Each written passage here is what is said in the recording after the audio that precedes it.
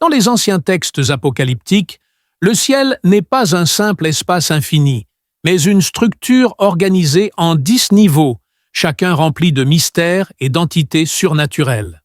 Le livre d'Hénoch, un écrit interdit par l'Église, décrit un voyage terrifiant et sacré à travers ces cieux, où l'on trouve des anges déchus, des âmes en attente de jugement et même le trône de Dieu. Effacé des textes bibliques officiels, ce livre était pourtant vénéré par certaines civilisations anciennes, et ses descriptions rappellent étrangement des croyances sumériennes, perses et juives. Se pourrait-il que Hénoch ait vu quelque chose que nous avons oublié?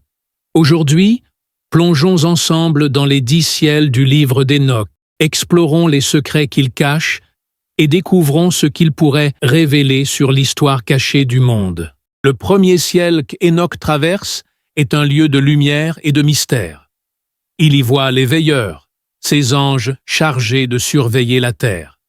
C'est aussi le royaume des étoiles, qui ne sont pas de simples astres, mais des entités vivantes dotées de conscience. Certaines étoiles y sont emprisonnées, signe qu'elles ont désobéi à l'ordre divin.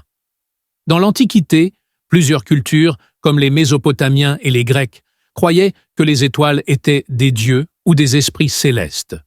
Si le premier ciel est un lieu de lumière et de surveillance, le deuxième ciel, lui, est un endroit bien plus sombre. Hénoch y découvre une immense prison, remplie de créatures enchaînées, criant de douleur. Ces prisonniers ne sont autres que les anges déchus, ceux qui ont suivi Lucifer dans sa rébellion ou qui ont désobéi en révélant des secrets interdits aux humains. Leur punition est terrible. Enchaînés dans les ténèbres, ils attendent le jugement final. L'idée d'ange enfermé dans un royaume souterrain n'est pas unique au livre d'Hénoch. Dans la mythologie grecque, les titans déchus sont emprisonnés dans le Tartare, un lieu semblable au deuxième ciel d'Hénoch. Hénoch monte plus haut et découvre un ciel divisé en 2 mondes opposés. D'un côté, un paradis de lumière, rempli de jardins luxuriants, d'arbres gigantesques et d'eau scintillante. Ce lieu ressemble au jardin d'Éden, un endroit réservé aux justes après leur mort. Mais de l'autre côté, Hénoch voit une vaste terre de feu, de glace et de souffrance, où les âmes des pécheurs subissent un châtiment éternel. Ce précurseur de l'enfer chrétien est l'un des éléments les plus troublants du livre d'Hénoch. Ce concept de paradis et d'enfer dans un même royaume existait déjà dans l'ancienne Perse avec le zoroastrisme, qui parle d'un pont séparant les justes des damnés. Dans le 4e ciel, Hénoch découvre les rouages du cosmos. Il voit des anges manipulant d'immenses sphères lumineuses, le soleil et la lune. Selon ce texte, ces astres ne bougent pas seuls, mais sont guidés par des entités célestes. De nombreuses civilisations antiques, comme les Égyptiens et les Babyloniens, croyaient que des dieux ou des esprits contrôlaient les corps célestes. En entrant dans le 5e ciel, Hénoch aperçoit des géants silencieux et tristes, aux traits monstrueux. Ce sont les Néphilim, les fils des anges déchus et des femmes humaines. Ils ont été détruits lors du déluge, mais leurs âmes errent encore ici, attendant leur sort. La Bible mentionne ces Néphilim dans Genèse 6:4, mais sans en donner autant de détails que le livre d'Hénoch. Plus haut encore, Hénoch trouve des anges chargés d'écrire l'histoire du monde. Ils notent chaque événement, chaque action humaine, pour que rien ne soit oublié. Ces archives célestes joueront un rôle au jour du jugement. Dans l'ancienne Mésopotamie, on croyait que les dieux possédaient des tablettes sacrées où tout était inscrit, un concept étrangement similaire.